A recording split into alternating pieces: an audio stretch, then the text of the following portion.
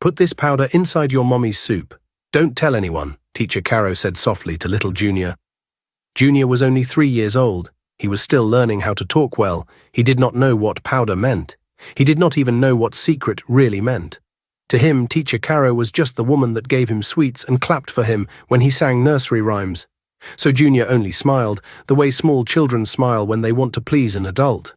"Okay, Auntie," he said happily. "I will put it. I will not tell Mommy." Teacher Caro bent down and touched his cheek like she was proud of him. "Good boy," she said with a sweet voice. "Tomorrow I will give you another sweet." Junior's eyes shined. Another sweet tomorrow? That sounded like the best thing in the world. Teacher Caro stood up, looked around quickly, and walked away like nothing happened. Then she brought out her phone and made a call, turning her body so nobody could see her face well. "Hello, Ma," she whispered. "I have given him the thing. Everything is going as planned." A woman's voice answered, calm and sharp. "Good. You will get your money soon." Teacher Caro swallowed and nodded, even though the woman could not see her. "Yes, Ma," Teacher Caro replied, then ended the call. Her face looked normal, but her eyes were cold. Now let's go back to where it's all started. That same morning, Vivian was busy in her room, dressing her son, Junior, for his first day in a new school. She had been excited and nervous since the night before. She ironed his small uniform carefully and even brushed his hair twice to make him look neat. "Junior, stand still," she begged, as he kept turning and laughing. "You want to look fine for your new teacher, Abby?" Junior giggled and shook his head like he was dancing. Vivian smiled even though she was tired. She loved him so much. Junior was her first child, and she treated him like gold. She even packed small snacks in his lunchbox and wrote his name on his water bottle. Onyeka, her husband, stood by the door and watched them. He looked proud. "My people," he said with a smile, "first day of school. God will guide him." Vivian carried Junior and kissed his cheek. "Amen," she said. "He will be fine." Onyeka walked closer and held Junior's hand. "Be a good boy," he told him. "Listen to your teacher." Junior nodded like he understood. Then Onyeka looked at Vivian. "Take good care of him, Vivian," he said, "and call me if anything happens." Vivian laughed. "Nothing will happen. It is just school." She waved goodbye and stepped outside with Junior. But across the street, someone else was watching. Miss Vera. She stood behind her curtain, peeking like a lizard watching prey. Her face was tight with jealousy, her lips pressed together like she was holding bitterness inside her mouth. "See her," Vera hissed under her breath. "You took Onyeka from me, and you think you will be happy.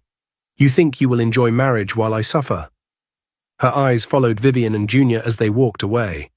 "I will deal with you," she whispered. Vivian did not see her, but as she walked, she suddenly felt a strange tightness inside her chest. It was like her body was warning her that something was not right. She slowed down for a second and looked around.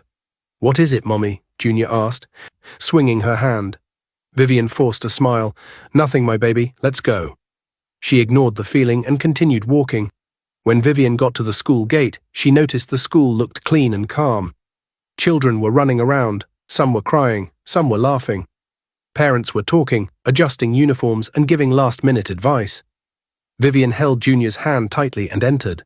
A woman walked up to them. She wore a neat dress and a small smile on her face, but her eyes did not look warm, they looked hard, like stones. "Good morning," the woman greeted. "Good morning, Ma," Vivian replied politely.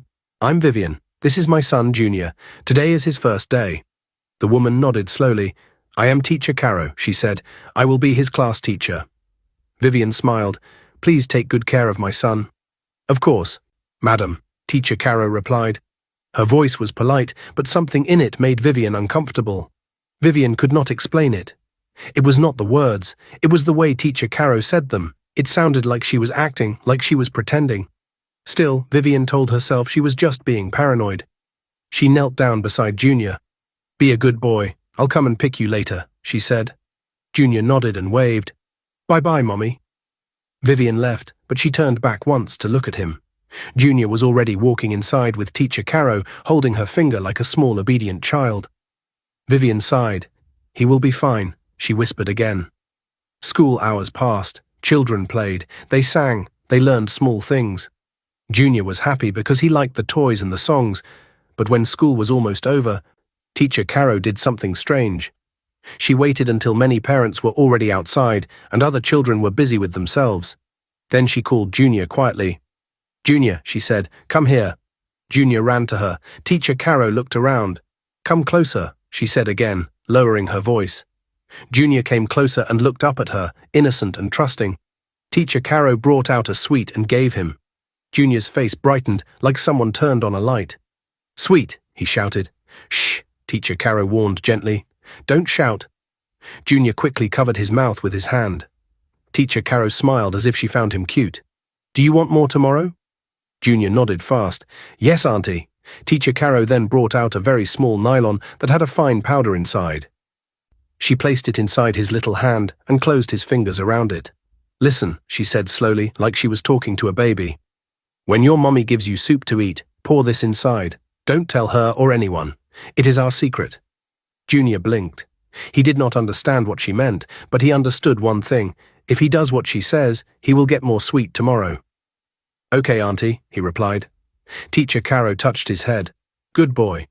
And just like that, she turned and walked away like nothing happened. As Junior stood there, holding the small nylon, Teacher Caro secretly called someone. It was Miss Vera. "The work is done," Teacher Caro said. "Well done," Vera replied immediately. "Your money is ready." Teacher Caro ended the call, her face still calm. That evening, as Vivian left home to pick Junior, Miss Vera also made a call. She called Onyeka. Onyeka answered, annoyed. "Hello?" Vera quickly cleared her throat and spoke like she was worried. "Onyeka," she said, pretending to sound sad. "I didn't want to say this, but I overheard something very bad." Onyeka frowned. "What are you talking about?" Vera lowered her voice. "I heard Vivian saying she wants to harm your son, that she wants to use him for rituals." Onyeka froze, then anger rushed into him like fire. "Don't ever mention my wife's name like that again," he shouted. "You are my ex. Stay away from my family." Before Vera could add more, Onyeka cut the call. Vera stared at her phone, then smiled slowly. "We shall see," she whispered. Vivian reached the school and waited at the gate. Junior ran out and jumped into her arms. "My baby!" Vivian laughed. "How was school?" Junior smiled. "It was fine, Mommy." Vivian kissed him. "You're a strong boy." She did not check his pocket. She did not suspect anything. Why would she? She was only thinking of food and rest. Junior carried the small nylon in his pocket all the way home. At home, Vivian went into the kitchen to warm soup for him. She had cooked earlier and she only needed to heat it up small. Junior was in his room playing. He brought out the nylon and stared at it. He remembered Teacher Caro's words, even if he didn't understand them fully. "Pour it inside," he whispered to himself, copying her voice like a child. Vivian poured the soup into a bowl and carried it to the sitting room where Junior could eat comfortably.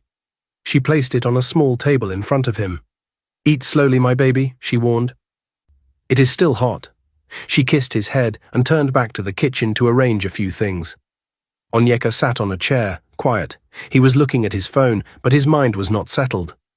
Miss Vera's lie kept coming back to him like a bad song that would not stop playing. "Your wife wants to harm the boy," Vera's voice repeated in his head. Onyeka shook his head slowly. "No," he whispered to himself, "Vivian can never do that." But still, the fear entered his heart like a small needle. Behind them, Junior put his hand into his pocket. He brought out the nylon carefully. He looked around. His mother was facing the kitchen. His father was distracted. So Junior did what Teacher Caro told him. Slowly, he poured the powder into the soup. Then he stirred it with his spoon like he was mixing sugar in tea. After that, he began to eat. Vivian glanced from the kitchen and smiled. She felt happy. She loved watching her son eat what she made. But suddenly, Junior made a strange sound. "My stomach," he cried, grabbing his belly. Vivian turned sharply. "Junior?" The spoon dropped from Junior's hand. His face changed. The smile disappeared. "Mommy!" he screamed again, louder. Vivian rushed out of the kitchen. Onyeka also stood up quickly. Junior was shaking. His breathing was becoming strange. Then blood started coming out from his nose. "Jesus!" Vivian screamed. Onyeka's heart jumped into his throat. He carried Junior immediately. "Junior! Junior!" Vivian cried, touching his face. "My baby, talk to me."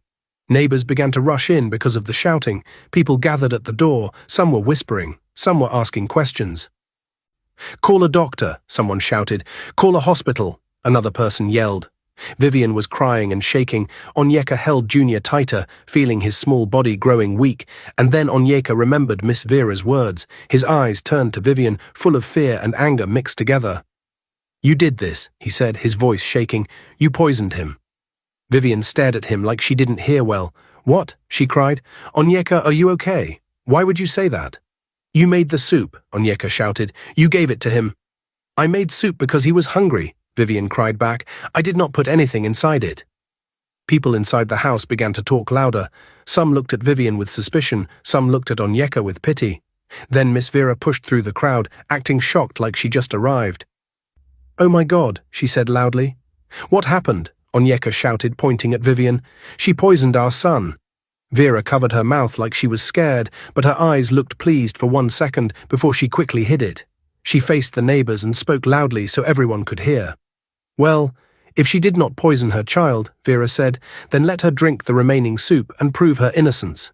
The room became noisy. "Yes, drink it," people shouted. "Drink it if you are innocent." Vivian backed away, shaking her head. "Are you all mad?" she cried. "My child is dying and you want me to start proving things. Call the hospital." But people kept shouting. Onyeka held Junior tightly, confused and broken. Fear was controlling him. He didn't know what to believe anymore. Vivian's hands trembled as she looked at the bowl. "Lord," she whispered, crying, "you know my heart." She reached for the bowl, and in that moment, a dog suddenly ran into the house, barking wildly. It jumped up, hitting Vivian's body. The bowl flew out of her hands and smashed on the floor, spilling the soup everywhere. Everyone gasped. "She did it on purpose," someone shouted. "That's why she didn't drink it," another person yelled. Vivian screamed, "No, the dog pushed me. I was about to drink it." But nobody listened. Outside, as people argued, Junior's breathing became weaker in Onyeka's arms. Onyeka shouted, "Move, we are going to the hospital now." He pushed through the crowd with Junior. Vivian followed, crying and begging people to help, but behind the house, Miss Vera's phone rang. Vera walked away quietly, smiling. "Hello?" she said in a low voice. "Yes," she continued, moving toward the back of the compound. "He has eaten it. Everything worked well. That foolish woman is being blamed." She chuckled softly.